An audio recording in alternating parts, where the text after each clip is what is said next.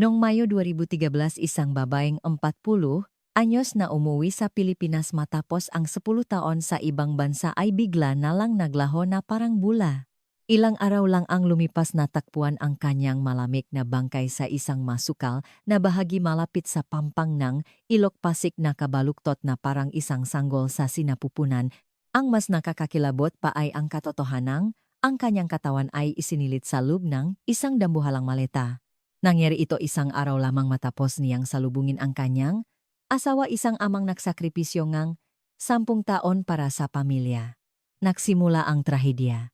Pagkatapos ngang 10 taong pagsuporta sa pag-aral ngang kanyang pamilya sa abroad, sa wakas ay masisilayan na muli ngang isang mister ang kanyang pinakamamahal na asawa. Ngunit pagdating ng kanyang misis sa airport na saadlak siya sa paggabigla. Ang tiyan ng babaeng 10 taon niyang hindi nakasama ay malaki at halatang nagdadalang tao. Ginamit pa lang ngang asawa ang prang pinahirapan ngang kanyang mister para mambabay sa ibang bansa at magbuntis sa anak ng kalaguyo.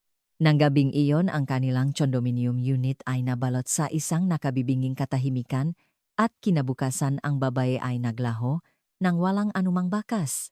Agad na inaresto ng mapulis ang asawang lalaki na isang OFW sa sariling bayan bilang pangunahing suspek. Inamin ng lalaki na sa tindi ng sakit, nadulot ng 10 taong pagtataksil. Hindi niya napigilan ang sarili at nasakal niya ang kanyang asawa.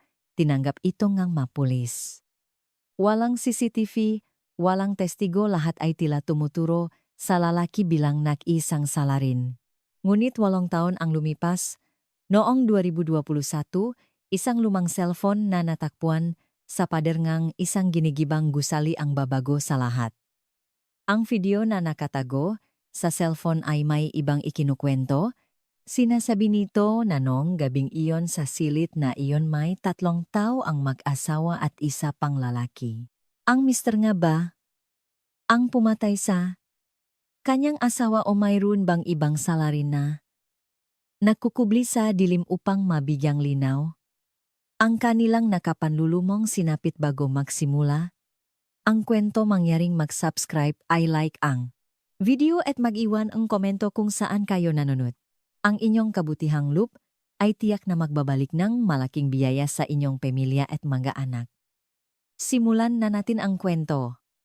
Mayo 2013, 4:23 ngang madaling araw.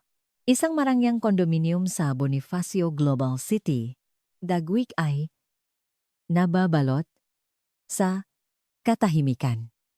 Bumukas ang pintongen, elevator at isang lalaki ang lumabas hirap na hinihila ang isang dambuhalang maleta. Sa kuhang CCTV ang lalaki sa kabilang malamig na simoy ng hangin sa madaling arawng Mayo ay basang-basa ngang pawis ang likod ng kanyang polo shirt.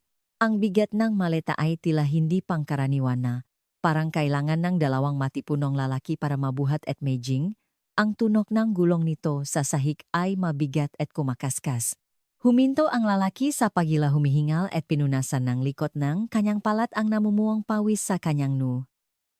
Bakit ba ang bigat nito, bulong ni Pedro Santos habang muling hinawakan ang handle ng maleta. Lumingalinga siya sa paligid. At nakmamadaling tinungo ang kanyang luma at gasgas na sedan na nakaparada sa isang madilim na sulok ng basement parking. Binuksan niya ang trunk at sinubukang iangat ang maleta ngunit hindi man lang ito gumalaw. Ipinatong ni Pedro ang maleta sa gilid ngeng trunk at ginamit ang buong bigat ngeng kanyang katawan para itulak ito papasok-pumasok ka na pakiusap pumasok ka na inabot siyang 7 minuto para lang may sakay ang maleta. Isinara niya ang trunk, sumakay sa driver's seat at humarurot paalis. Ang nga pulang ilaw sa likod ngan sasakyan na naglalaho sa dilim ay tilam nga mata ngang isang hayop na tumatakas. Sa parehong araw, 11:00 umaga, sa isang masukal na bahaging pampangang Ilok Pasig matindi, ang sikat ng araw ngang taksibol. Isang mamamayan na na-jogging ang napahinto nang mapansin niya ang sulok ngang isang malaking maleta na nakausli mula sa matataas na talahib.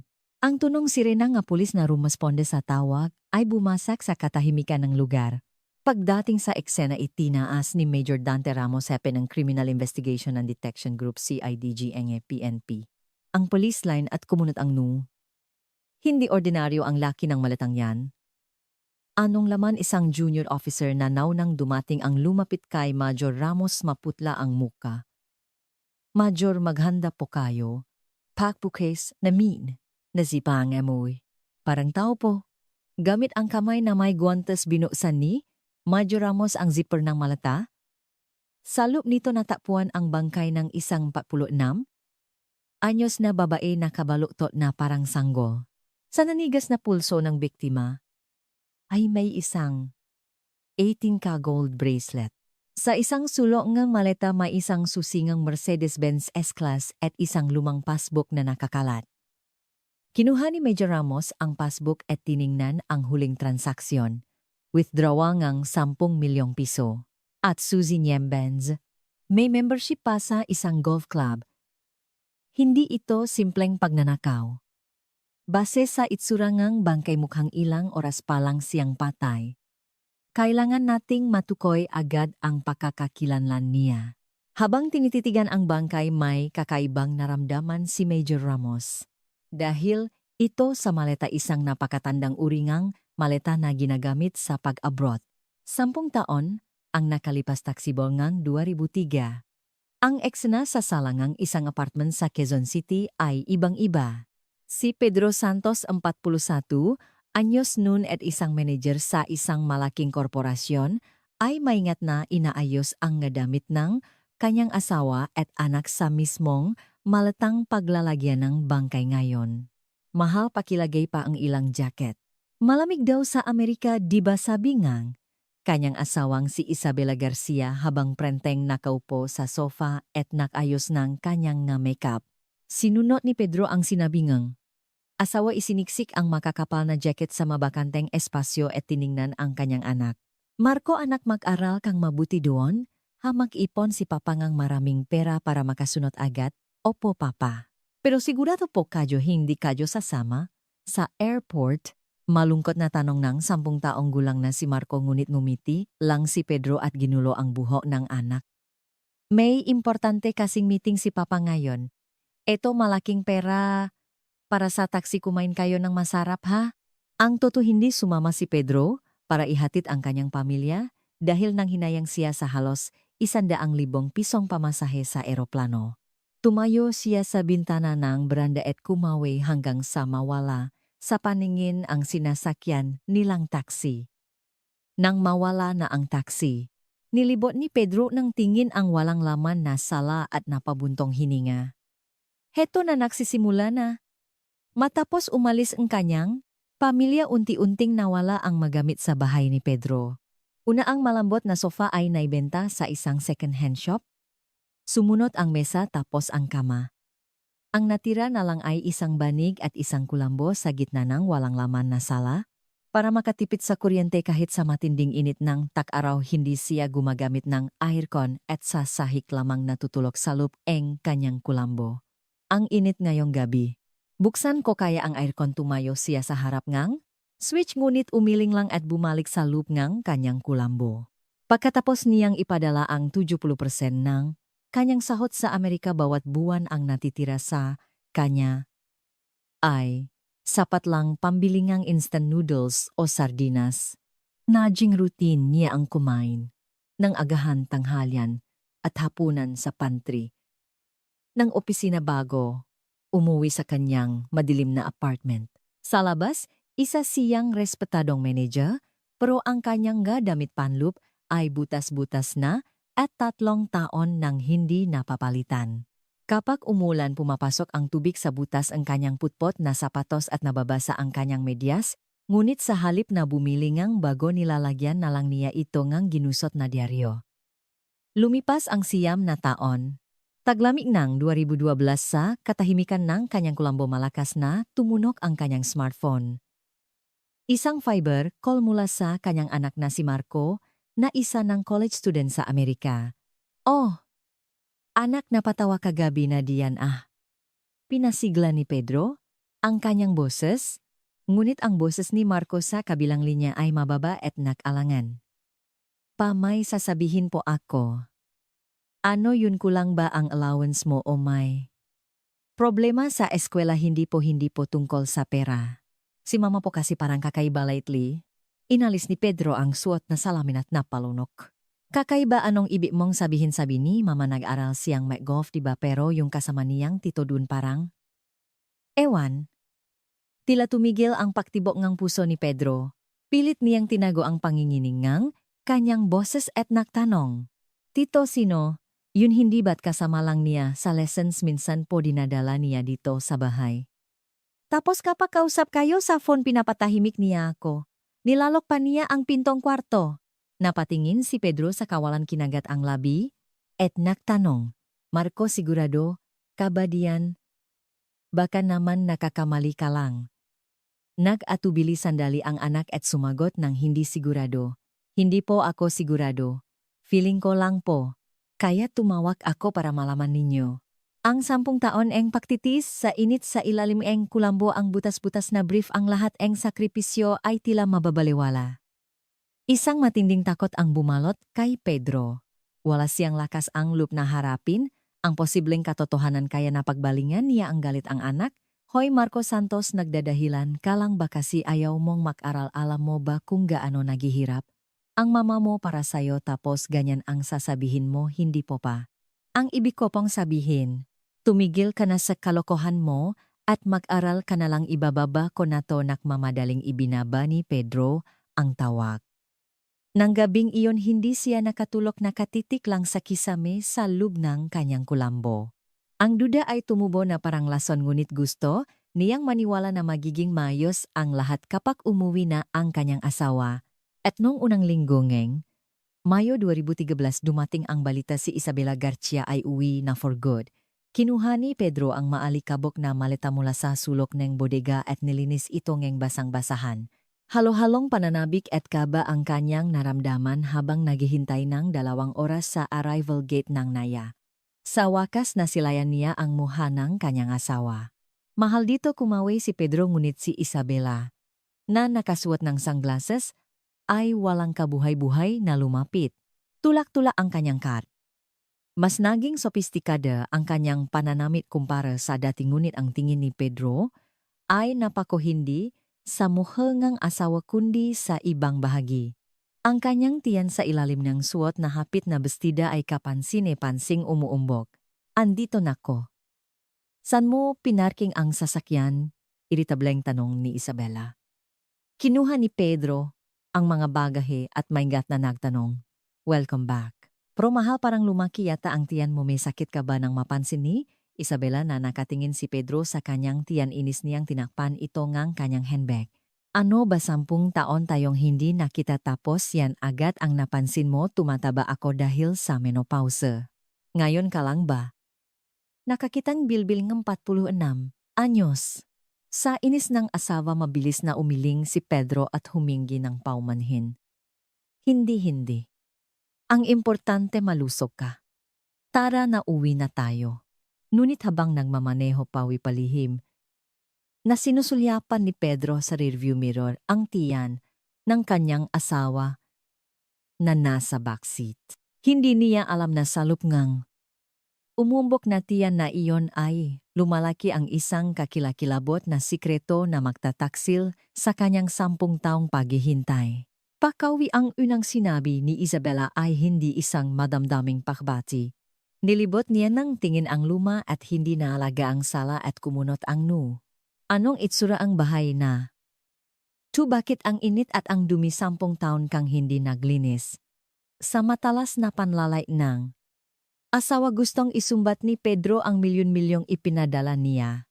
Ngunit pinigilan niya ang sarili. Pasensya na. Mag-isa lang kasi ako kaya hindi ko na naasikaso. Nilinis ko naman to bago ka dumating. Huwag ka nang magdahilan. Ang baho, alisin mo nga yang kulambo mo. Diyan, walang imik na inalis ni Pedro ang kulambo sa gitna ang sala at ibinigay ang master's bedroom sa asawa. Siya naman ay kumuha ng manipis na kumot mula sa bodega, inilatak ito sa sahig ng sala at doon humiga. Ang laming sahig ay tumatago sa kanyang likod. Ngunit mas matindi ang lamig sa kanyang puso. Nagsimula ang kanilang hindi komportableng pagsasama. Isang linggo ang lumipas ikalawang Sabado ng Mayo, 2:00 ng madaling araw. Ang kanyang asawa, na umuwi ng lasing mula sa isang reunion ay biglang sumigaw ng pakalakas-lakas mula sa kwarto. Arag ang sakit na. Tiyan ko mahal tulungan mo. Ko nagising si Pedro sa pagkakulok sa sala at pagbukas niya. Na, pinto ang kwarto nakita niya si Isabela na namimilipit sa sakit sa kama. Basang-basang pawis. Ang puting kumot ay nababahiran ng dugo. Nanginginig ang makamay ni Pedro na tumawag sa 911. Mabilis na tumakbo ang ambulansya patungo sa emergency room ng isang malaking ospital sa Taguig. Habang kinakabahang naghihintay si Pedro sa labas ng operating room, isang doktor na nakasuot ng berdeng surgical gown ang lumapit sa kanya. Seryoso ang mukha ng doktor. Kayo po ba si Mr. Pedro Santos, kamag-anak ng pasyente? Opo, ako po ang asawa. Kamusta po siya, maluba po ba? Tiningnan ng doktor ang chart at nagsalita sa isang walang emosyong boses. Sa kabutihang palat ligtas na po ang ina. Pero ikinalulungkot ko pong sabihin na nalaglag po ang bata. Sandaling hindi makapaniwala si Pedro. Ano po nalaglag? Ano pong ibig niyong sabihin? Marami pong dugo ang nawala sa kanya. Pero naging matagumpay naman po ang operasyon. 15 weeks po o nga. 4 na buwan na ang sanggol. Nang marinig ito ni Pedro, mabilis na nagproseso ang kanyang isip. 4 na buwan na ang nakalipas na sa California ang asawa niya habang siya ay nasa Pilipinas at natutulog sa Colombo. Sa loob ng 10 taon ni minsan ay hindi siya nakatapa sa Amerika at ang kanyang asawa ay 1 linggo pa lang na nakakauwi. Nagsimulang manginig ang labi ni Pedro. Dok, sigurado po ba kayo na 4 na buwan? Baka po nakakamali kayo. Base po sa ultrasound at laking fetus, sigurado po na 15 weeks. Kailangan niya pong magpahinga, maari niyo na siyang puntahan mamaya. Pagkaalis ng doktor, napaupo si Pedro sa isang upuan sa pasilyo tulala. Nun umalingaw sa kanyang isipan ang sinabing anak na si Marco sa telepono. Yung kasama niyang tito sa golf parang kakaiba po. Bilbil lang yan dahil sa menopause. Ang paliwanag ng kanyang asawa at ang babala na kanyang anak ay nakbanggaan sa kanyang isip, winawasak ang kanyang katinuan.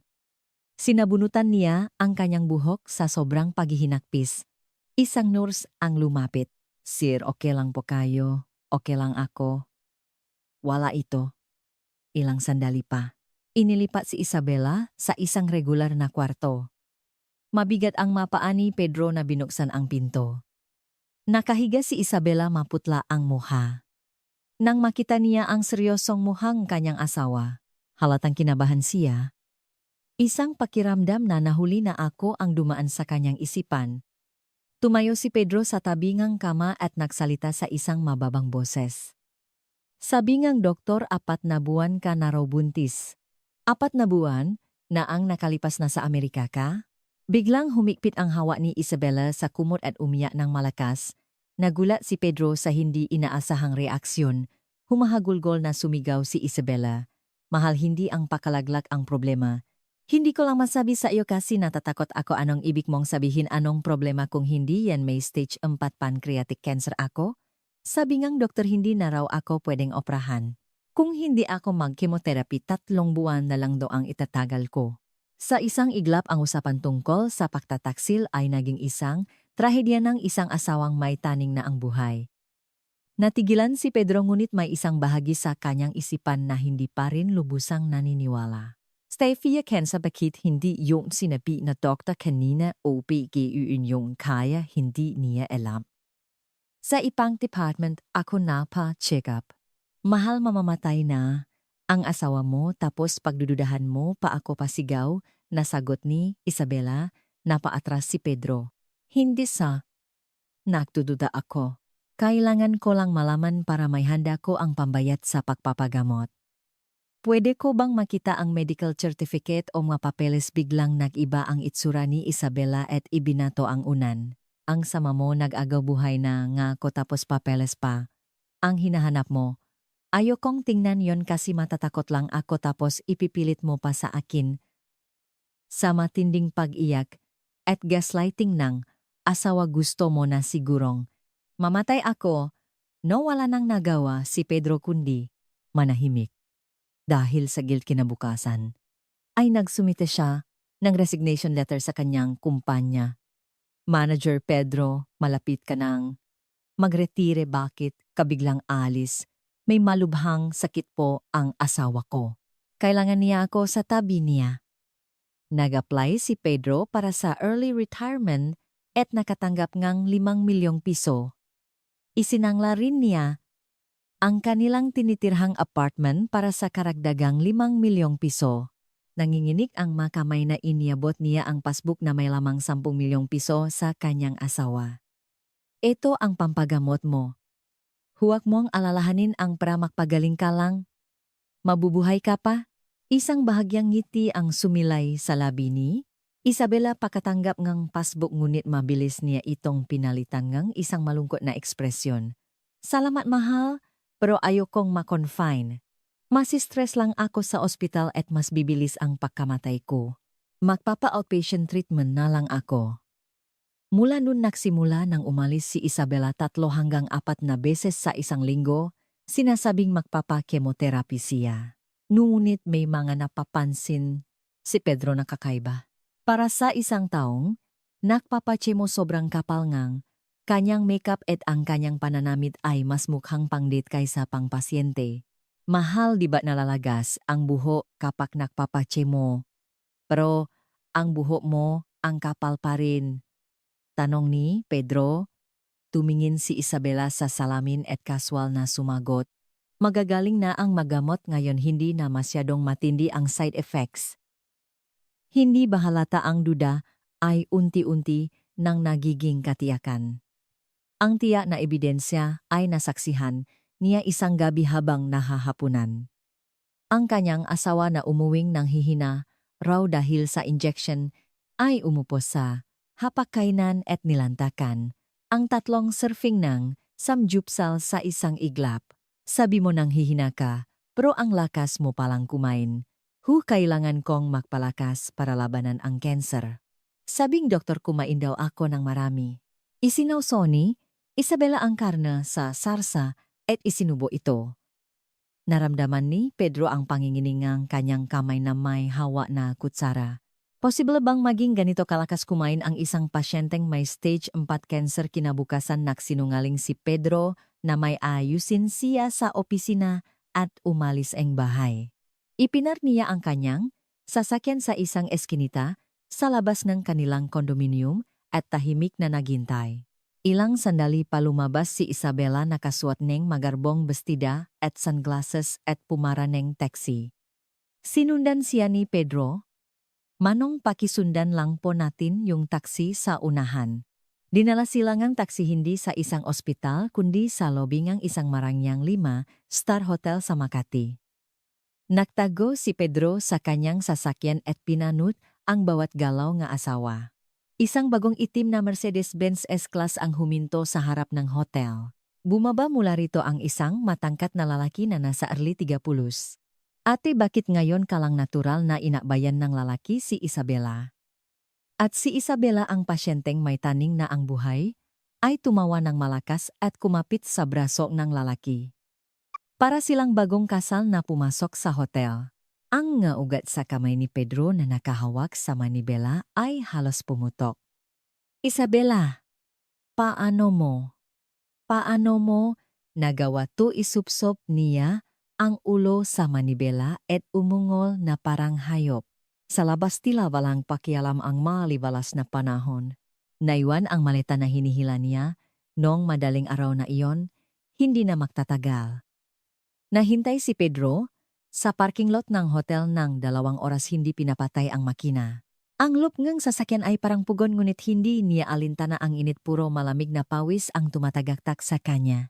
Ang kanyang ngapalat na mahipit na nakahawak sa manibela ay basang-basa na.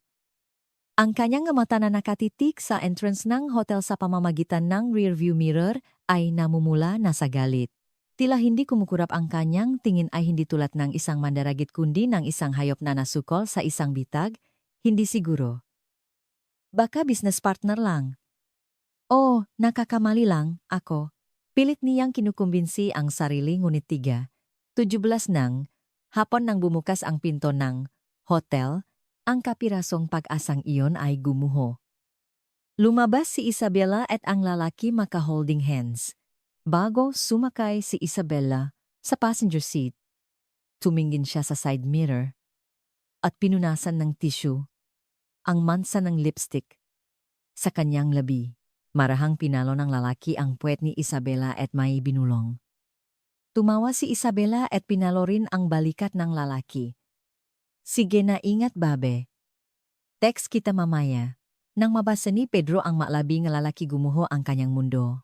Kahit nakaalis na ang Mercedes, nanatili si Pedro sa kanyang sasakyan ng 30 minuto hindi gumagalaw. Para siyang isang taong nawalan ng kaluluwa, nanginginig ang kamay na pinaandar niya ang sasakyan. Pakawi umupo si Pedro sa sofa at binuksan ang TV. Ngunit hindi niya ito pinapanood. Nakatitig lang siya sa orasan. 7:00. Gabi bumukas ang pinto at pumasok si Isabela. Mukha siyang pagod at nagsimula na namang umarte. Ay grabe. Mahal, andito na ko. Hirap na hirap akong magpa-inject kanina. Hindi mahanap ang ugat ko. Kuskos niya sa kanyang braso. Pero si Pedro ay hindi man lang tumayo mula sa sofa at malamig na sumagot. Ganun ba? Pagod ka siguro. Kumain ka na? Wala akong ganang kumain, na susuka ako. Maliligo na lang ako tapos matutulog. Sinundan ng malamig na tingin ni Pedro ang kanyang asawa papasok sa banyo. Nasusuka. Siguro galing ka lang sa hotel buffet. Hating gabi na. Nang marinig ni Pedro ang mahimbing na pahilik ng asawa mula sa kwarto, dahan-dahan siyang lumabas. Kinuha niya ang smartphone mula sa mamahaling handbag nga asawa na nasa mesa. Ang pattern lock ay madali niyang nahulaan. Ang kaarawan ng kanilang anak na si Marco, 05 ng 210. Kahit sa password ramdam niya ang pakukunwari nga asawa. Napangisi siya. Binuksan niya ang Viber. Sa pinakataas ng chatlist may pangalan na Angelo na may kasamang pulang puso. Nang buksan niya ang chat, bumulaga sa kanya ang mensaheng hindi niya sukat akalain. Ate, mukhang maganda ang kondisyon mo ngayon na. Galing kong umarte, no akala niya talaga may cancer ako. Muntik na akong mabuking ng anak ko, buti na lang naniwala yung matanda. Napaawa lang ako, konti bumigay agad. Nasimulang manginig ang nga kamay ni Pedro. Habang na-scroll siya pababa, mas nakakagimbal na mga mensahe ang kanyang nabasa. Magkano nakuha mo sa retirement pay? Niya mahigit 10 milyon kasama na yung utang. Nabili ko na yung Benz. Next week golf tayo sa Cebu. Ang sarap ng buhay dahil sa tanga na yon. Galing talaga ng ate ko. Kailan mo tatapusin? Yang matandang yan, hihigupin ko pangang konti. May insurance pa yan. Pag namatay yon, satin lahat. Tanga, matanda. Pag namatay, satin lahat. Hindi makahinga si Pedro. Muntik na niyang mabitawan ang cellphone. Ang 10 taon ng pagsasakripisyo para sa pamilya ay binuot sa salitang tanga. Kinagat niya ang kanyang labi hanggang sa magdugo, hindi niya namalayan. Ibinalik niya ang cellphone kung saan ito nakalagay. Pasuray-suray siyang naglakad papunta sa bodega. Sa sulok naghihintay sa kanya ang maalikabok na dambuhalang maleta. Ang parehong maleta na pinuno niyang pag-asa at gadamit ng kanyang pamilya 10 taon na ang nakalipas. Hinila niya ito papunta sa sala at maingat na nilinis. Habang binubuksan at isinasara ang zipper ang kanyang nga mata ay hindi na matangang isang mapakmahal na ama Ito ay mga mata ang isang hayop malamig at nagbabala ng pahihiganti. Kinagabihan pa kauwi ni Isabela, gayang dati nagreklamo na naman siya. Mahal pagod na pagod ako sa kemo, ang sakit ng buong katawan ko. Dahan-dahang tumayo si Pedro mula sa sofa at sumagot sa isang boses na hindi niya karaniwan mababa at malalim. Alam kong pagod ka na. Hayaan mong pagpahingahin kita. Habang buhay. Nang itaas ni Isabela ang kanyang ulo na may pagtataka na kita niya. Sa gitna ng sala ang dambuhalang maleta na kabukas. Para itong isang halimaw na nakangangahanda siyang lamunin.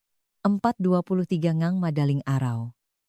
Muling lumabas sa CCTV ngang elevator si Pedro pinagpapawisan habang hinihila ang maleta. Sa CCTV ngang basement parking kitang-kita ang 7 minutong paghihirap niya para may sakay ang maleta sa trunk. 6:47 ngam. Umaga. Ang sasakyan ni Pedro ay na-record ng dashcam ng isang kalapit na convenience store na pumasok sa parking lot. Malapit sa isang tulay, sa Pasig. At eksaktong 20 minuto pagkatapos umalis ang parehong sasakyan halatang mas magaan na ang trunk, hindi umuwi si Pedro. Inikot niya ang manibela at dumiretso sa PNP headquarters sa Camp Crame, 7:32 ngam umaga. Pagbukas niya nga, pinto ngang istasyon gusgusin ang kanyang itsura. Basang polo magulong buhok at mga matang walang buhay. Isang pulis na nakaduti ang nagtatakang tumingin sa kanya. Mahinang bumulong si Pedro. Pinatay ko po ang asawa ko. Nagulat ang pulis, inalok siyang upuan. Sir, kumalma po muna kayo. Umupo po kayo. Kailan saan at paano po nangyari na po si Pedro at kalmadong? Nagsalita na parang ikinukwento ang buhay ng iba. Kagabi po sa bahay. Sinakal ko siya. Itinapon ko ang bangkay sa talahiban malapit sa ilog. Nakasabi po sa waze ko ang huling destinasyon. 9 umaga. Nang dumating ang team ni Mayor Dante Ramos sa lugar na itinuro ni Pedro Magulo ng eksena. Naka-police line na dahil sa isang nakjojogging na nakakita. Ang bangkay sa loob ng maleta ay nakilala bilang si Isabela Garcia sa pamamagitan ng fingerprinting. Tiningnan ni Major Ramos ang mga ebidensyang nakalagay sa isang plastic bag, ang susing ng Benz at ang passbook na may 10 milyong pisong withdrawal. Kumunot ang nunya. Kakaiba. Umamin na ang asawa pero bakit kasama ang nagamit na Tome Mali sa kwentong to. Sa interrogation room isinalese ni Pedro ang lahat ang 10 taong sakripisyo ang babala ng ana ang peking cancer at ang mga mensahe sa Viber. Tuyo ang kanyang boses ngunit may bakas pa rin ng luha sa kanyang mata. Itinigil ngang investigador ang pagsusulat at tinitigan si Pedro. Kaya niyo siya pinatay. Dahil sa pagtataksil tumingin, si Pedro sa investigador, isang malamig na ngiti ang sumilay sa kanyang labi. Dapat 10 taon na siyang patay. Huli na nang malaman ko. Ngunit sa likod ng perpektong pag-amin na ito ni Pedro kalahati lamang ng katotohanan ang nakapaloob. Ang hindi niya sinabi o hindi niya masabi ay ang pagkakaroon ng pangatlong tao sa dilim. Hindi pa ito alam ni Major Ramos. Ilang oras matapos ang insidente mabigat, ang hangin sa opisina ng CIDG. Si Major Ramos ay nakatitik sa mga ebidensya sa kanyang mesa sunod-sunod ang paggitit ng sigarilyo. Ang pag-amin ng suspek na si Pedro Santos ay detalyado at tumutugma sa lahat ngunit ang kutop. Niya bilang isang investigador ay nagsasabing hindi ito simpleng crime of passion. Ang susi sa lahat ay ang mga bagay na natakpuan. Kasama ngang bangkay ang smart key nga, isang Mercedes-Benz S-Class, isang couples membership sa isang golf club sa Cebu at ang passbook na may malaking transaksyon. Lahat ng ito ay hindi nakapangalan kay Pedro Santos, kundi sa isang pangatlong tao si Angelo De Leon. Major may impormasyon na po tayo kay Angelo De Leon. 3 anyos nagpapatakbo ng isang educational agency sa California umuwi 6 na buwan na ang nakalipas. Kilala ro po siyang consultant sa Filipino community dun ulat ng isang officer habang inaabot ang report. Tinitigan ni Major Ramos ang litrato ni Angelo De Leon. Makinis ang buhok. Nakasuot ng mamahaling damit itsurangang isang tipikal na manloloko. Kaya pala kilala niya si Isabela Garcia sa Amerika. Ang asawa 10 taon hindi nakita ang pamilya tapos itong gagong to nagpapakasasa sa pera niya. Dalhin niyo. Yan dito. Bilang isang person of interest dumating si Angelo De Leon na may kasamang mamahaling abogado. Kalmado siyang umupo sa interrogation room. Nakadakwatro pa na parang nanonood lang ng pelikula. Serbaka po nakakamali kayo. Magkaibigan lang po kami ni Isabela mag-asama sa golf lessons. Nakakalungkot po ang nangyari sa kanya. Hinampas ni Major Ramos ang mesa. Magkaibigan lang na parehong beneficiary sa 300 milyong pisong insurance ng isa't isa. At yung Benz, sa iyo pro galing sa bank account ni Isabela ang pambayad. Ipaliwanag mo yan hindi man lang kumurap si Angelo. Ahyon po ba na patulong po siyang ma-invest kaya ako na po ang kumuhang sasakyan. Yung insurance dahil po may tiwala kami sa isa't isa. Ano pong kinalaman niyan sa pagpatay na sa bahay lang po ako mag-isa noong gabing yon. Ngunit ang sumunod na ebidensyan ma-investigador ay nakpabago sa kanyang ekspresyon. Inilapa ni Major Ramos ang record mula sa isang telco company. Nasa bahay ka lang mag-isa bakit mula 11 PM hanggang 2 AM noong gabing. Yun ang signal ng cellphone mo ay nasa loop ng 500 meter radius ng condominium ni Pedro Santos. Ang bahay mo 10 kilometro ang layo. Mula dun, biglang nanginig ang mamata ni Angelo. Nakbulungan sila ang kanyang abogado at binago ang kanyang kwento. Nga pala. Dumaan po ako saglit sa unit ni Ate Isabela. May pag-usapan po kami tungkol sa investment. Pero narinig ko po ang boses ng asawa niya na sumisigaw kaya umalis na lang po ako. Ayoko pong makisali sa away mag-asawa. Agad na kinuha ni Major Ramos ang CCTV footage ng lobby ng kondominium. Sa video 11:47 PM isang lalaking kamukha ni Angelo ang pumasok sa gusali. Check saktong 16 minuto. Pagkatapos, 2:03 AM, lumabas ang parehong lalaki. Ang pinaka-importante. Wala siyang dalang kahit ano pagpasok at paglabas. Major 16 minuto. Ay, kulang na oras para pumatay at maglinis any crime scene. At saka wala siyang dalang kahit ano paglabas. Ibig sabihin wala siyang dalang armas o ebidensya, sabi any officer. Napabuntong hininga si Major Ramos. Dahil si Pedro ang nahanda ng maleta at umamin sa lahat kulang ang ebidensya para idiin si Angelo bilang kasapwat sa pagpatay. Sa huli napilitan ang mga investigador na maniwala na pumunta si Angelo sa lugar ngunit hindi kasama sa krimen. Nakalusot si Angelo sa kasong murder at naharap na lang sa kasong estafa na handa rin niyang labanan sa pagsasabing kusang loop na ibinigay ni Isabela ang pera. Samantala isang public attorney na si Ate Reyes ang dumalaw kay Pedro sa kulungan. Tiningnan niya ang nangangalumpiit na mga mata ni Pedro.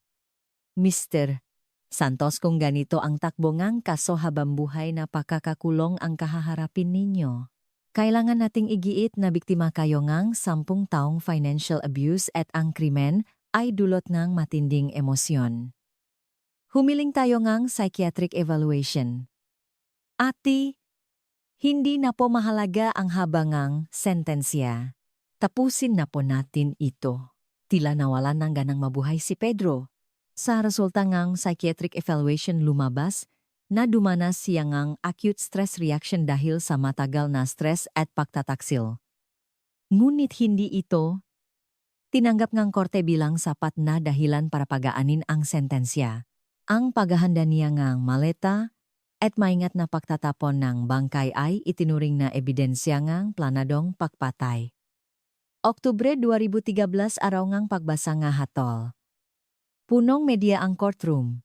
Seryosong binasangang hukom ang desisyon. Ang akusado sa kabila ang 10 taong pagsuporta sa pamilya ay brutal na pinaslang ang kanyang asawa dahil sa pagtataksil. Bagamat sumuko siya, ang kanyang maingat na pagplano at pagtago ebidensya ay nagpapakita matinding kasamaan at nararapat na ihiwalay sa lipunan habang buhay. Dahil dito ang akusado ay hinahatulan ng reklusyon perpetua. Umalingaw-ngaw ang mga bulungan sa korte ngunit si Pedro ay hindi kumibo, nakatingin lang sa sahig. Sa kabilang banda si Angelo De Leon na kinasuhan ng estafa ay napawalang sala dahil sa kakulangan ng ebidensya. Habang palabas ng korte ngumiti, pasya sa mga reporter, tinawag ng media ang kaso na ang trahedya ng isang ama 10 taong sakripisyo nawi sa pagpatay. Ang mga komento sa social media ay nahati sa pagitan ng mga naawa kay Pedro at mga kumokondena sa kanya. Ilang araw pagkatapos dumating mula sa Amerika, ang anak na si Marco para dalawin ang ama sa bilangguan. 20 anyos na si Marco. Pakakita niya sa kanyang ama na nakasuot ng uniforme ng preso sa likod ng salamin na mula ang kanyang mamata. Papa! Nangingini ang kamay ni Pedro na hinawakan ang telepono, tinititigan ang mukhang anak. 10 taon niyang hindi nakita ng mayos. Hindi na ito ang 10 taong gulang na batang naalala niya. Marco, kumakain ka ba ng maayos? Papayan pa ba ang iniisip niyo sana? Sana noong tumawag ako sinabi ko ng mas malinaw na kakaiba talaga si mama, na may mali sa tito na yon. Sana pinilit ko para hindi nangyari to. Umiiyak na sinisisi ni Marco ang sarili. Umiling si Pedro at mapait na ngumiti. Hindi mo kasalanan. Ako ang ayaw makini. 10 taon ayokong aminin na nakamali ako, kaya binaliwala ko ang sinabi mo. Kasalanan ko. Ipinatong ni Marco ang kanyang pala sa salamin. Papatoto po ba? Na ganun kasama, si mama niloko, niya kayo kasama, yung lalaking yon nag-alinlangan si Pedro. Sasabihin ba niya, saan na ang buong katotohanan na ang kanyang ina at kalaguyo ay nagplanong patayin siya ngunit isinara niya ang kanyang bibig? Kung malalaman ng anak na ang kanyang ina ay buntis sa anak ng iba at kasapwat sa planong pagpatay, sa kanyang ama hindi niya kakayanin ang sakit. Hindi. Pagod lang siguro ang mama mo. Kasalanan ko lahat dahil hindi ako naging sapat. Mag-aral ka na lang. Huwag mong kamuhian ang mama mo. Tumunok na ang bell, hudyat na tapos na ang oras ng dalaw. Tumayo si Pedro. Pinanut ni Marco ang papalayong likod ng ama, walang tigil ang peg-agos ng luha. Ang huling kaway ng kanyang ama bago lamunin ng bakal na pinto ang pinakamalungkot na tanawin sa buong mundo, tila natapos na ang kaso. Si Pedro ay naging isang bilanggo kinalimutan ng mundo. Si Angelo ay nakalaya at naglaho. At ang naiwang anak ay nabalot sa katahimikan. Napalitan ng bagong balita ang kwento. Ang Maleta murder case na gumimbal sa bansa noong 2013 ay unti-unting nalimutan. Ngunit walang nakakaalam. Isang maliit na piraso ang katotohanan ang naghihintay na katago sa pader ng isang lumang gusali sa Maynila, naghihintay ng 8 taon. Lumipas ang panahon at sumapit ang taong 2021. Sa loob ng 8 taon maraming nagbago at ang Maleta murder case ay tila tuluyan ng nabura sa alaalangang ngataw. Sa New Bilibid Prison, si inmate now 403 Pedro Santos ay isa ng matandang lalaki. Ang dati niyang itim na buhok ay halos puti na at ang malalalim na kulubot sa kanyang mukha ay sumasalamin sa kanyang kalungkutan. Dahil sa kanyang magandang asal nagtatrabaho, siya bilang isang katulong sa library ng kulungan. Tahimik na pinagdurusahan ang kanyang kasalanan. Pedro, dadalaw ang anak mo ngayon, di ba sabi nga, isang guwardiya. Tumango lang si Pedro. Ang kanyang anak si Marco ay isa ng 28 anyos na accountant at permanente nang bumalik sa Pilipinas. Isinuko niya ang kanyang American citizenship. Sa loob ng 8 taon ni minsan ay hindi siya pumalya sa pagdalaw sa ama 2 beses sa isang buwan. Sa tuwing nakikita ni Pedro ang kanyang anak na nakasuot na, disenteng damit may kirot siyang nararamdaman ngunit mayroon ding ginhawa. Sapat nang lumaki kang maayos. Kahit dito na magtapos ang buhay ko wala na akong pagsisisihan. Ngunit hindi pa pala tapos ang tadhana sa kanya. Enero 15, 2021. Sa isang demolition site ng isang lumang gusalisa, Santa Cruz, Maynila, may hindi inaasahang nangyari. Habang ginigibang ng isang bekho ang pader ng basement, isang malakas na klang ang narinig at huminto ang trabaho. Mula sa guho, sa espasyo sa pagitan ng pader kung saan dapat ay may insulation isang kinakalawang na stainless steel na container ang gumulong palabas. Hoy, anong yan, baka may kayamanan diyan kinuha ngang forman ang container. Pagbukas niya, may laman itong nga dokumento na nakabalot sa vacuum-sealed plastic at isang USB drive na walang bahid ng alikabok.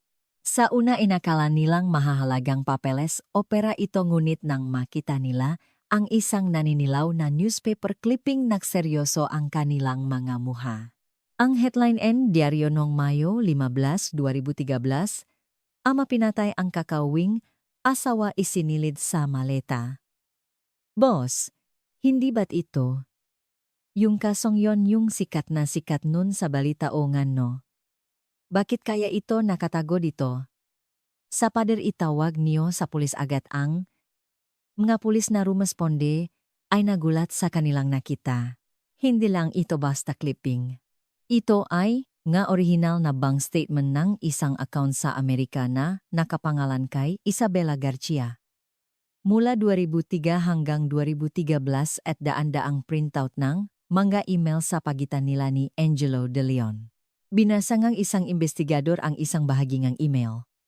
Babe kapak nakuha na natin lahat ng retirement pay ngang matandang yon saka natin siya papirmahin ngang divorce papers at magpakasal na tayo. Huwa kang mag-alala ate. Pak nagduda. Yon sabihin mong may cancer ka. May kakilala akong pwedeng gumawa ngang pekeng medical certificate. Ako na ang bahala sa script, sundin mo lang. Ito ay malinaw na ebidensya ngang sa buwatan isang plano para sirain si Pedro. Ang mas nakakagimbal ay ang laman ng USB drive. Dinala ito sa PNP Anti-Cybercrime Group. Sa loob nito ay may mga video file na kuha sa loob ng apartment ni Pedro noong gabi ng krimen.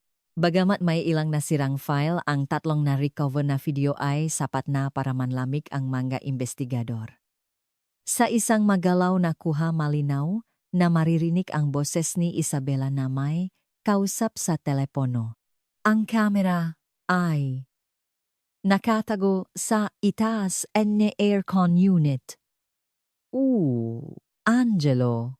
Ngayong gabi na, kapag nalasing na yung matandang yon tapusin na natin siya. Sige ate. Pagkatapos natin siyang patayin at makuha ang insurance yaman na tayo, pupunta ako diyan ng 11 p.m. Iwanan mong bukas ang pinto. Ang boses na lalaki sa kabilang linya, walang duda ito ang boses ni Angelo De Leon. Ang maebidensya ay agad na dinala sa Chidge at ang kaso ay muling nabuksan. Si Major Ramos ay retirado na ngunit ang kanyang pumalit si Captain Olsen Reyes ang humawak sa kaso. Tiningnan ni Captain Reyes ang metadata ng video. Kinuha ito 5 p.m. Mayo 2013. Mas maaga ng 2 oras sa inamin na oras ng krimen ni Pedro. Hindi ito biglaang pakpatay. May nakplano nito. Muling iginuhit ni Captain Reyes ang timeline ng kaso sa isang whiteboard. Pedro Santos nakakulong, Isabela Garcia patay at Angelo De Leon na pawalang sala. Hinalungkat niya ang lumang file. Walang nakitang kamera sa crime scene noon. Ibig sabihin kinuha ito ng salarin. Imposibleng si Pedro dahil sumuko siya, si Angelo. Si Angelo ang kumuha nito. At sa hindi malamang dahilan itinago niya sa paderng gusali niya. Tama ang hula ni Captain Reyes. Sa mga dokumento may isa pang natagpuan isang kopya ng 300 milyong pisong life insurance policy ni Isabela. Ang beneficiary, si Angelo De Leon. Malinaw na nakasulat ang pangalan at pirma ni Angelo. Walang kahit anong bakas ng pangalan ni Pedro. Ito, sapuatan para sa pagpatay. O mas malala, isang setup para palabasin na si Pedro ang salarin. Napakuyom ng kamao si Captain Reyes. Ang kaso na inakalang krimen ng isang nagseselos na asawa ay isa palang planadong pagpatay at insurance fraud na binalak ng makalaguyo. Ngunit may isang tanong pa rin. Kung ang plano ay patayin si Pedro, bakit si Isabela ang namatay at si Pedro ang nakulong?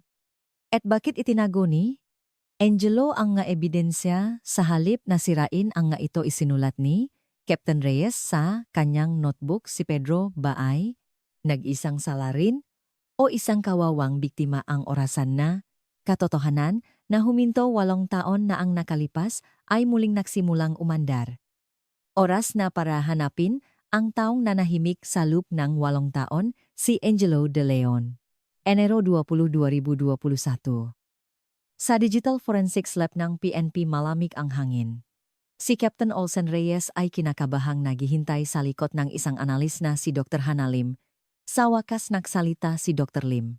Captain, na-recover na natin ang original file information ng video. Buwa pa ang metadata. Anong device ang ginamit? Matutukoy ba natin kung sino ang kumuha? Itinuro ni Dr. Lim ang isang bahagi ng screen. Device model SHV 210S. Isang Samsung Galaxy S3 modelong inilabas noong 2012. Ang resolution at compression ng video ay tugma sa default settings ng device na yon. Agad na tumawag si Captain Reyes. Ay check niyo sa telco records kung ano ang model ng cellphone na ginamit ni Angelo De Leon mula 2012 hanggang 2014. Makalipas ang 10 minuto, tumawa pabalik ang kanyang tauhan.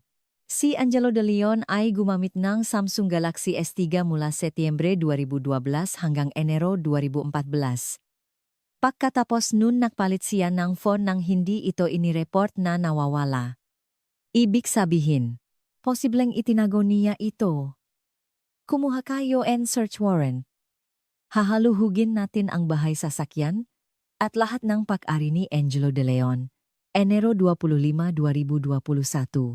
Sinalakay ng mga pulis ang isang napakamamahaling penthouse unit sa Makati. Si Angelo na yumaman sa real estate ay iritableng humarap sa kanila. Ano na naman to, tapos na ang kasong yan 8 taon na human rights violation? May bago kaming ebidensya. Makipagtulungan ka na lang.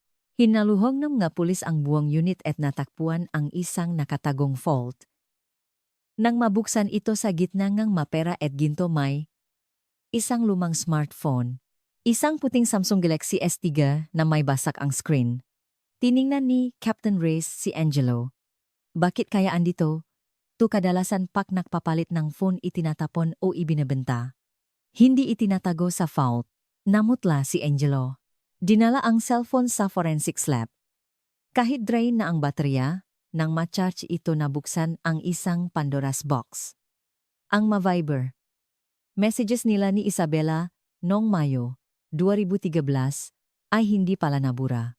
Ang mamensahe ay hindi lang tungkol sa pagtataksil, kundi isang malinaw na plano ng pagpatay.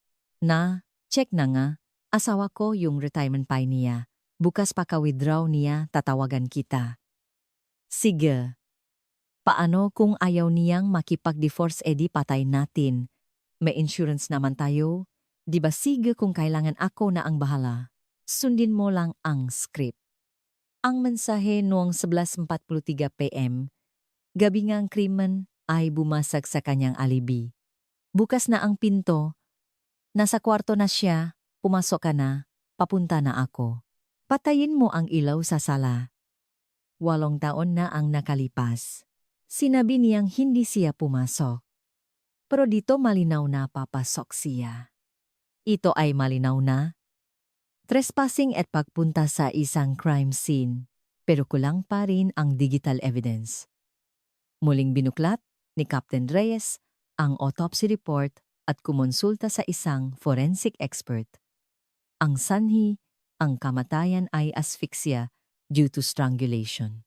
Ngunit ang nakakuha ng pansin ni Captain Reyes ay ang blunt force trauma to the back of the head. Dok, ang sabi nun na dulas daw ang biktima habang sinasakal kaya nabagok. Posible ba? Yon ipinakita ng expert ang 3D scan ng bungong biktima. Masyadong mataas ang tama para sa isang pagkakabago, at saka ang sugat ay concentrated sa isang maliit na area. Mas mukhang pinalo siya ngang isang matigas na bagay mula sa likod habang nakatayo. Ang blood spatter analysis report ang nagsilbing huling pako sa kabaong. Ang matilamsik ng dugo sa sahig ay tumutugma sa pattern ng isang taong nakatayo ng paluin hindi nakahiga. Nakatayo ang biktima. May pumalo sa kanya mula sa likod, tumalsik ang dugo at saka siya bumaksak. Pero si Pedro sinabi niyang sinakal niya lang. Hindi niya binanggit ang pagbalo. Binura ni Captain Reyes ang nag-isang salarin sa whiteboard at isinulat unang pag-atake, NG pangatlong tao. Bago pa man sakalin ni Pedro si Isabela, may unang pumalo sa kanya. At ang tanging tao na nandun sa oras na iyon ay si Angelo De Leon. Nabuo na ang puzzle. Enero 27, 2021, 7:00 umaga. Dala ang arrest warrant muling pinuntahan ni Captain Reyes ang apartment ni Angelo. Ano na naman tatawagin ko? Ang abogado ko ipinakita ni Captain Reyes ang forensic report ng cellphone at ang blood spatter analysis. Angelo De Leon, inaresto ka namin para sa kasong attempted murder at homicide. Ang cellphone na nakuha namin sa vault mo ay maraming ikinuwento. Nang makita ni Angelo ang ma-report, gumuho ang kanyang mundo. Impossible, paanong na-recover yan? Pumasok ka sa kwartong yon 8 taon na ang nakalipas at hindi ka lumabas ng walang dala. Pag-usapan natin kung ano ang laman ng backpack mo doon sa istasyon. Habang pinoposasan sumisigaw si Angelo, setup to, wala akong kasalanan, ngunit malamig lang siyang tinalikuran ni Captain Reyes. Ang 16 minutong nakatago sa dilim sa loob ng 8 taon ay sa wakas ilalabas na sa liwanag. Sa loob ng interrogation room, hindi mapakali si Angelo De Leon. Sa tabi niya ay ang kanyang abogado, ngunit hindi pa rin tumitigil ang pangingining ng kanyang nga kamay. Inilapa ni Captain Reyes ang isang makapal na folder sa mesa. Mr. De Leon, andito na ang abogado mo, kaya uli 5 ang gitanonggi. Pumasok ka ba sa unichi ni Pedro Santos nong gabi? Eniga Maio 15, 2013. Tumingin si Angelo sa kaniyang abogado bago sumagot. Tulad. Nega. Sinabi ko. Pumunta po ako. Pero narinig ko. Silang nag-away kaya hindi na ako pumasok. Sinungaling putol ni Captain Reyes at ipinakita ang isang video sa laptop. Ito ay kuha mula sa isang CCTV sa fire exit ng 5 floor, isang CCTV na hindi nila alam na umiral noon. Nakita nila ito sa isang lumang hard drive sa bodegang building. Sa video, kitang-kita si Angelo na pumasok sa unit ni Pedro ngang 11:51 p.m. At 11:58 p.m., lumabas siya hindi sa main door kundi sa fire exit nagmamadali. Ang pinaka-importante pagpasok niya ay wala siyang dala, ngunit paglabas niya, may dala na siyang isang itim na backpack. Ano yang backpack na yan, Mr. De Leon? Naggaroon ka bigla ng dala. Magic na mutla si Angelo. Sa lobby CCTV mukhang wala kang dala kasi sa fire exit ka duman. Anong laman niyan? Ang armas? O ang kamera na ginamit mo? Hindi kumibo si Angelo. Pagkatapos ng ilang sandali ngang katahimikan, nagsalita siya. Bigyan niyo po kami ngang pagkakataong mag-usap ngang abogado ko. Lumabas si Captain Reyes. Mula sa salamin nakikita niya silang nagbubulungan. Pagkatapos niya, 30 minuto bumalik si Captain Reyes Nag-iba na ang itsura ni Angelo. Tila sumuko na. Inaamin ko po. Pumasok ako sa bahay. At ang backpack regalo ko po sana kay Ate Isabela. Itinago ko doon. Pero dahil nag-away sila kinuha ko na lang ulit. Sa fire exit ako dumaan kasi natakot akong makita ni Pedro. Regalo sa gitna ang gulo, regalo pa ang inatupak mo. Inilabas ni Captain Reyes ang Galaxy S3 at ipinakita ang still photo mula sa spy cam video. Galing to sa phone mo. Ikaw ang naglagay ng kamera na yan sa taas ng aircon at ikaw din ang kumuha nito pag-alis mo. Hindi po si Ate Isabela po ang naglagay niyan, pinadala niya lang sa akin ang file, sige. Eto ano to ipinakita ni Captain Reyes ang original na life insurance policy at ang handwriting analysis. Ang pirma ni Angelo dunay tugmang-tugma sa pirma niya sa istasyon. Sa video sabi ni Isabela patayin natin ang matanda at kunin ang insurance. Sabi mo wala kang alam, pero ang pirma mo ang nagpapatunay na kasama ka sa pag-apply? Ito ay malinaw na sabuatan para sa pagpatay. Nanginginig ang mga mata ni Angelo. Alam niyang wala na siyang takas. Mr. De Leon, dalawa lang ang pagpipilian mo? Magsinungaling ka hanggang sa masentensyahan ka nga habang buhay. O sabihin mo, ang totoo ngayon, at baka sakaling gumaan ang parusa mo, 8 taon nang nagdurusa si Pedro sa kulungan. Sa tingin mo, ba habang buhay mananatiling nakatago, ang ginawa mo yumuko si Angelo at nagsimulang umiyak. Pagkatapos ng mahabang katahimikan nagsalita siya sa isang mahinang boses. Noong gabing yon, Ako ang unang pumalo. Nanigas ang lahat sa kwarto. Binuksan ni Ate Isabela ang pinto. Pagpasok ko narinig kong papalabas ng kwarto si Pedro. Sa sobrang takot, dinampot ko ang isang tubong. Bakal sa sala. Tubong bakal. Bakit may dala kang ganon? Para po sana protektahan ang sarili ko kung sakaling sugurin ako ni Pedro.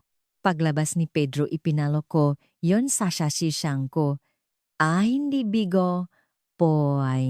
Hindi ko po intensyong patayin siya, gusto ko lang siyang patulugin, pero napalunok si Angelo, pero bigla siyang lumingon at umiwas.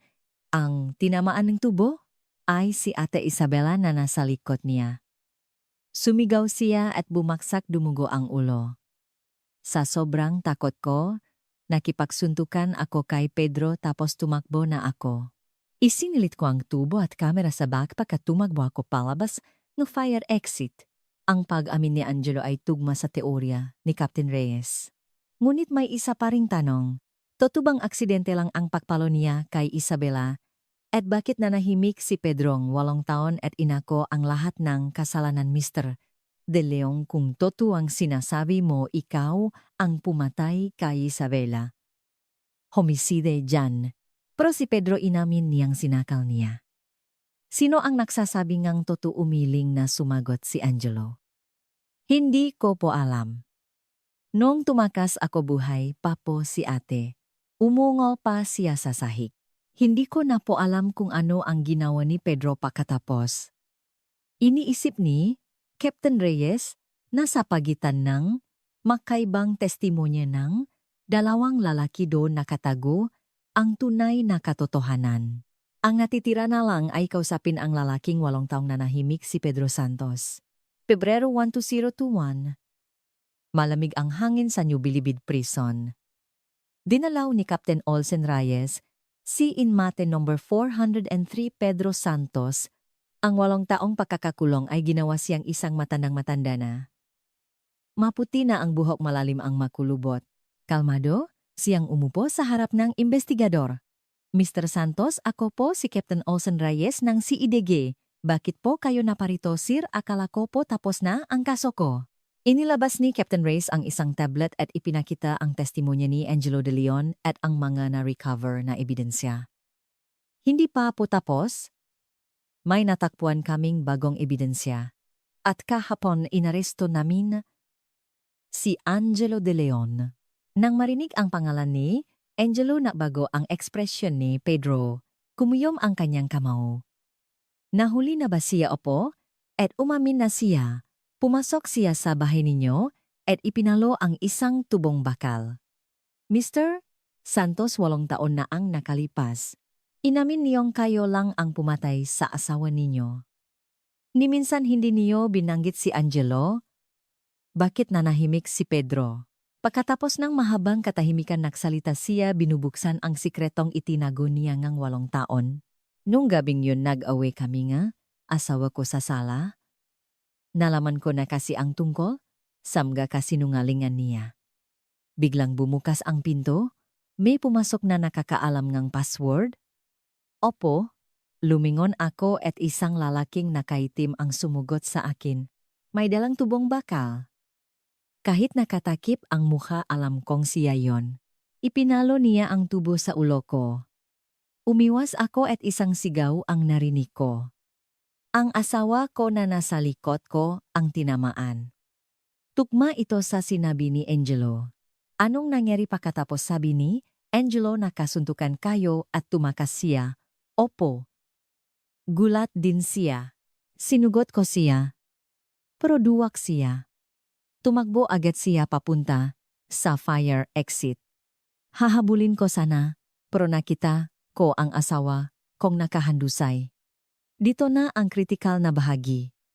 Tinitigan ni Captain Reyes si Pedro. Mr. Santos, noong tumakas si Angelo buhay pa ba si Mrs. Garcia pumikit si Pedro? Tila inaalala ang masakit na sandaling iyon.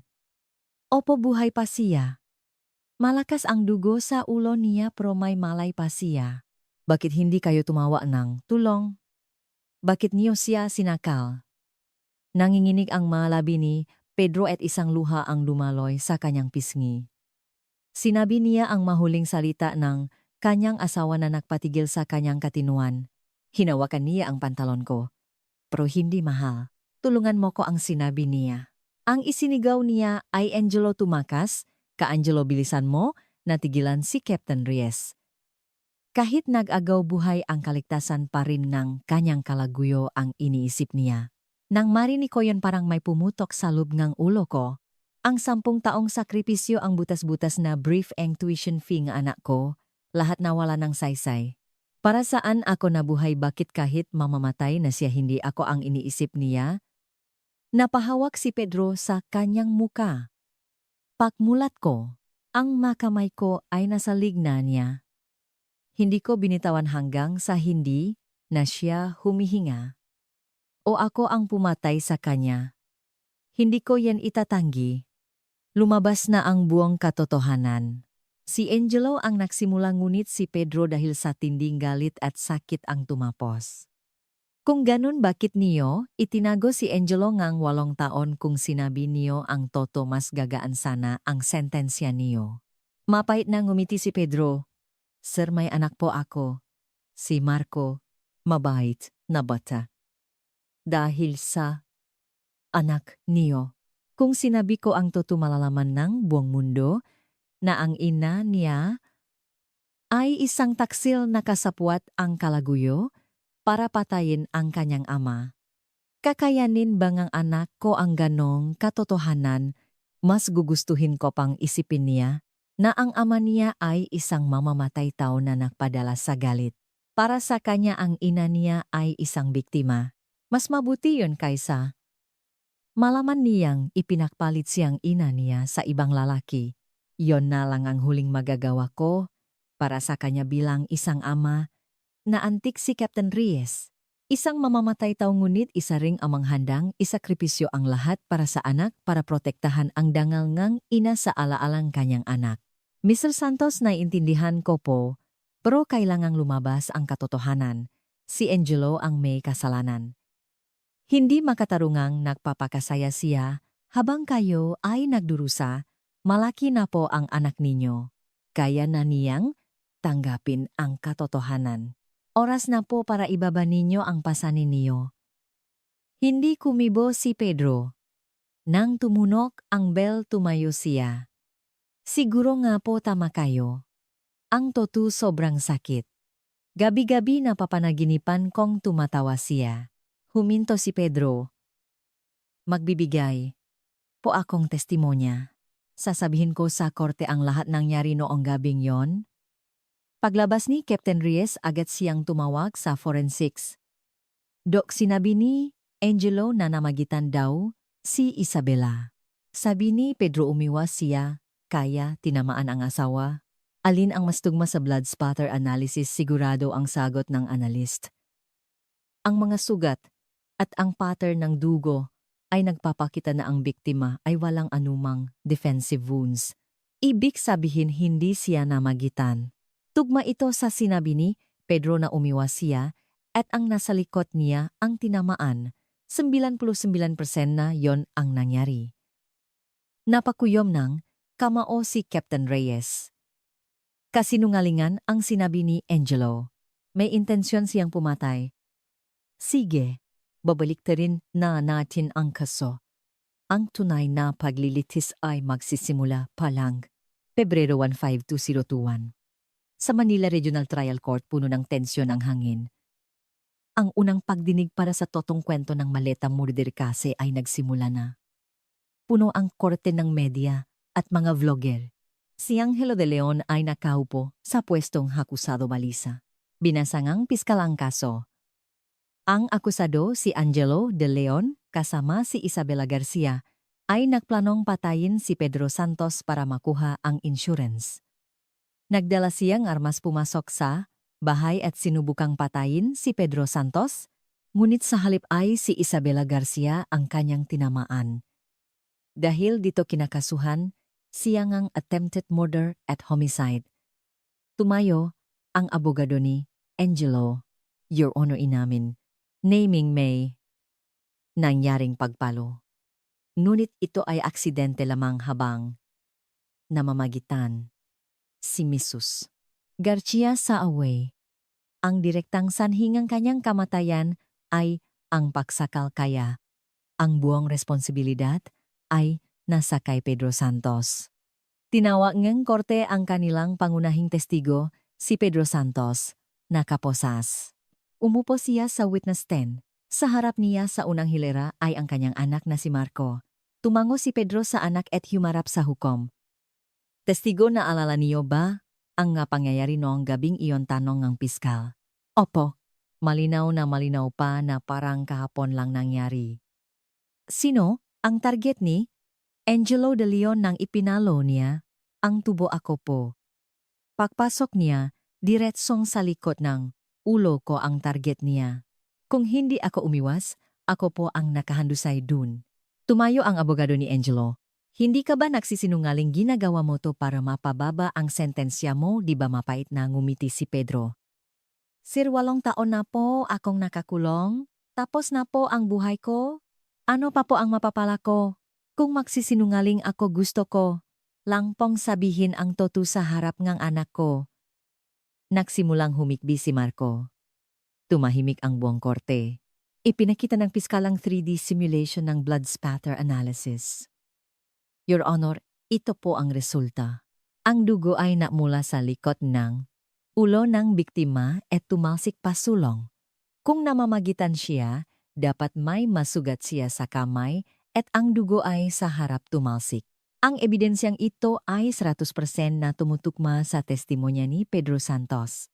Malinaw na may intensyon si Angelo de Leon na pumatay. Gumuho ang depensa ni Angelo. Yumuko siya, nanginginig. Inilista ang korte ang maisyu. Una, may intensyon ba si Angelo na pumatay? Ikalawa, ang pagpalo ba niya ang naging sanhi ng kamatayan ni Isabela? At ikatlo, ang pagsakal ba ni Pedro ay dulot ng matinding emosyon at trauma? Sa huling salita, ang piskalang akusado ay nagplano ng pagpatay. Winasak niya ang isang pamilya.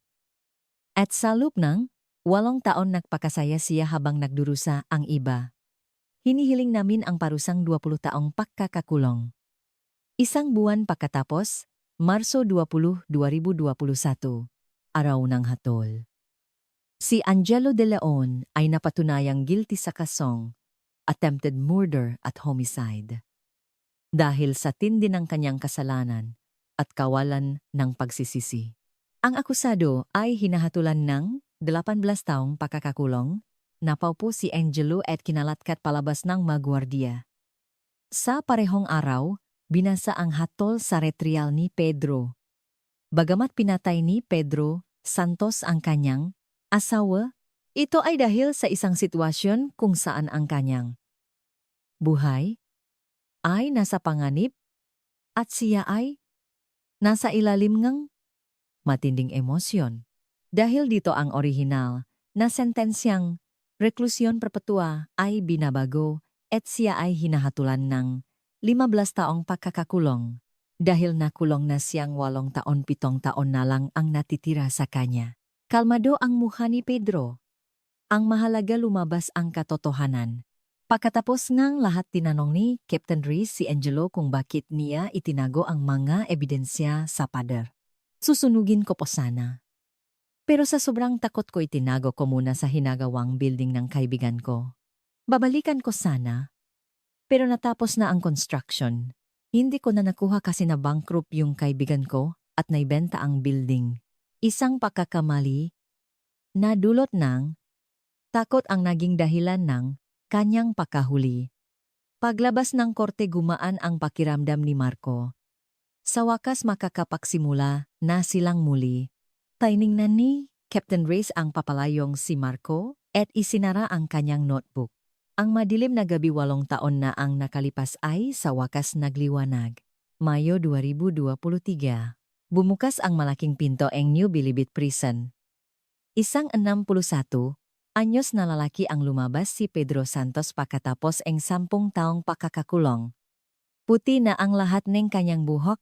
Isang malit na baklang ang dala niya mas magaan kaysa sa malatang binitbit niya 10 taon na ang nakalipas. Isang binata ang tumakbo papalapit sa kanya. Si Marco. Papaniyakap niya ang ama. Marco anak, pasensya na at pinahintay kita. Okay lang po pa. Ang importante nakalaja na kadyo. Dinala ni Marco ang ama sa isang maliit na apartment sa Quezon City. Maliit lang po to pa. Pa, nakaipon pa po ako lilipat tayo. Umiling si Pedro. Anak 10 taon akong natulog sa kulambo at sa selda. Ang makasama kang huminga at matulog sa isang kwarto para na itong palasyo sa akin. Lulutuan kita ng paborito mong sinigang mamaya. Nagsimulang muling bumangon si Pedro. Nakahanap siya ng trabaho sa isang warehouse. Sa edad na 60 mabigat ang trabaho, pero hindi siya nagreklamo. Masaya pong pagpawisan para may bigay sa anak at may tabi. Samantala si Angelo ay nagdurusa sa kulungan. Dahil sa kanyang kaso binubuli siyang ibang mga preso, ang perang nakuha niya ay naibalik din sa pamilya Santos sa pamamagitan ng isang civil case. Noong 2023, isang TV documentary tungkol sa kaso ni Pedro ang ipinalabas. Muli nag-viral ito. Naantik ang natao at nakaroon ng diskusyon tungkol sa mga pamilyang OFW. Isang batas ang Pedro Santos Law ang ipinasa para suportahan ang mga pamilyang ito. 2024 taxable. Dinalaw ni Pedro at Marco ang punto ni Isabela. Pagkatapos ang 11 taon, inilapa ni Pedro ang isang bulaklak. Mahal andito na ko.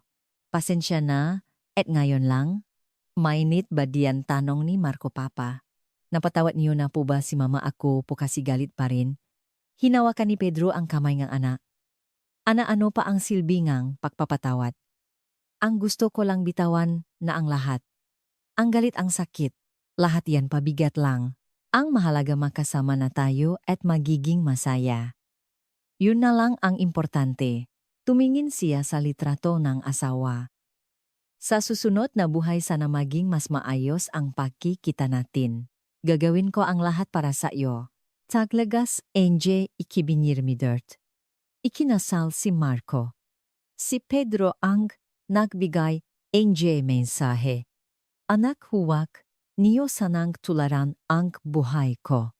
Ang pagsasakripisyo para sa pamilya habang malayo sa kanila ay walang kwenta. Ang pinakamahalaga ay ang makasama kayong kumakain nagtatawanan. Yon ang tunay na pag-ibig. Umiyak ang nga bisita at si Marco ay yumuko sa kanyang ama. 2025 tag-init. Isinilang ang unang apo ni Pedro.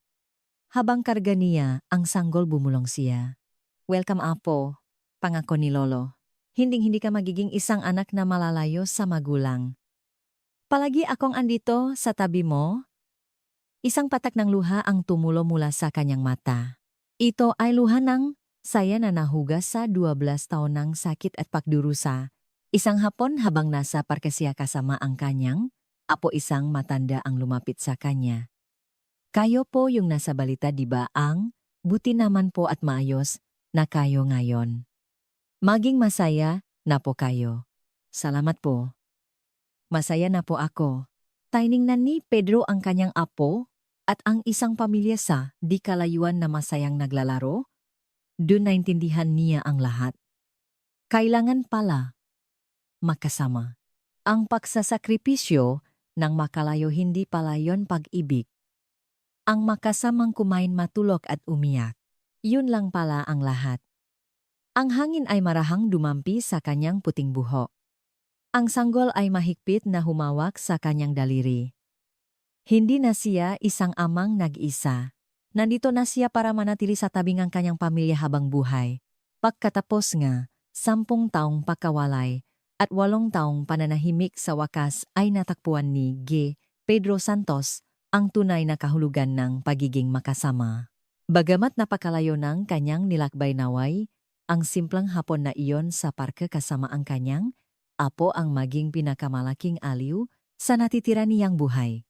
Ang pamilya ay hindi isang bagay na pinoprotektahan mula sa malayo, kundi ang mga taong kasama mo sa bawat sandali, nagbabahaging init at pagmamahal. Naway ang kanilang muling nabuong tahanan ay mapuno na lamang ng liwanag at pag-asa. Kung nakinig kayo hanggang sa dulo ng kwento, mag-iwan po ang isang mensahe ng suporta para sa ating bida. Ang kabutihang ipinapakita sa iba ay tiyak na magbabalik sa inyo at sa inyong nga anak ng libu-libong biyaya. Maraming salamat po sa inyong pakikinig.